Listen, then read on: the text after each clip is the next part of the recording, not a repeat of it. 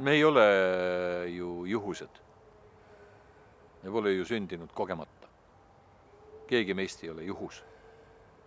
Järelikult sa usud sellesse, miks sa siia sündisid. Ja kui sa seda usud ja sa nagu oled kuulatanud ja uurinud veidikene iseeneses ja niimoodi, siis sa tead ka, millal sa sured, kui sind huvitab. Ja sa tead enam-vähem, kuidas sa liigud ja oma suunda. Usk annab sulle elujõu ja rõõmu. Kui sul usku ei ole, siis sa oled nagu vaimne kodutu. Sul pole kodu. Usk annab sulle sellel planeedil nagu selles vibratsioonis inimsuses oma kodu.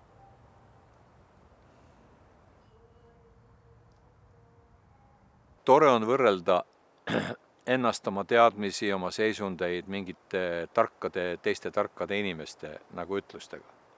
Ma ei ole budist.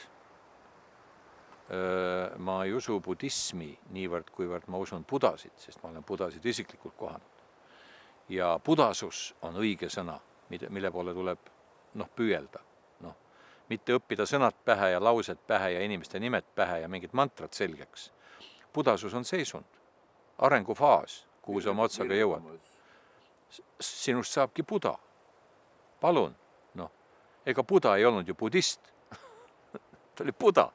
Hakka ka budaks, nälgi puu all, kõnni mööda vett, tee kõiki need asju, jumala eest, yes, Budism annab sulle vihjeid ja mingit haridust, kuidas liikuda võib-olla.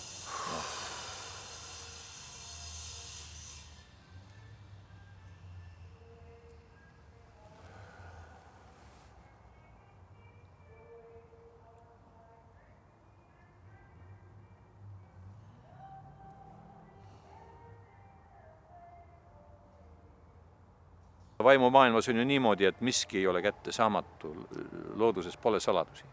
Universumis ei ole saladusi. Kõik sõltub sellest, kui peen on sinu raadiojaam, kui kaugele ta ulatab. Kui kaugele ulatab sinu teleskoop. Ja kui kaugele ei ulatas, seal lõpeb sinu maailm ja sinu teadmised. Ega see veel ei tähenda, et see lõpp on.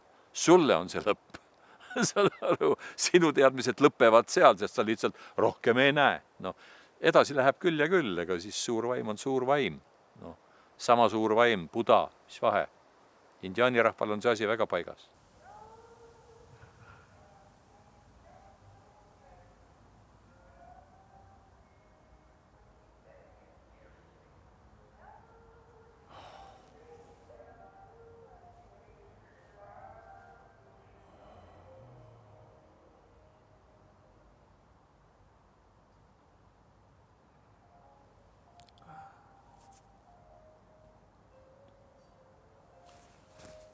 Sel ajal, kui mind siin aeti taga ja topiti igast aukudesse ja tõepoolest mu elu rippus kogu aeg niidi otsas, siis ma olin Moskvas ja ma sattusin elama ühe väga huvitavasse perekonda ühe kung-fu õpetaja koju.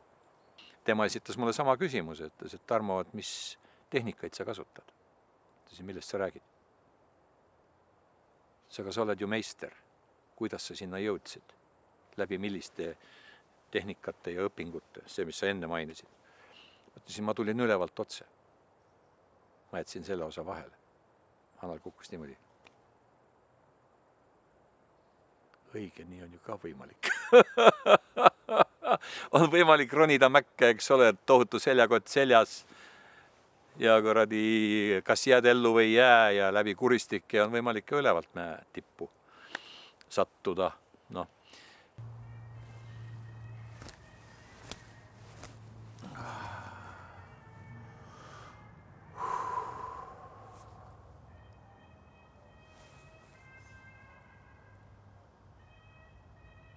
Ega siis teadmist ei saa ju hoida kinni või peita või eelkõige on see ju siiski jälle tasandiline, vibratsiooniline asi. Seal, kus kotkad lendavad, seal sa ju varblast ei kohta. Varblane võib rääkida, mis tahab, aga seal teda ei ole. Ja kui sa lendad seal, sa kohtad teisi kotkaid, tahes tahtmata, isegi vanglates. Vanglates ja vangilaagrites Nõukogude Liidus oli uskumatuid inimesi, uskumatuid. Leiutajaid, teadlasi, humaniste, isegi kung fu õpetajaid ja tai chi ja tao ja buda ja kõike oli seal. Kõike. Kui sul on määratud kohata, sa kohtad.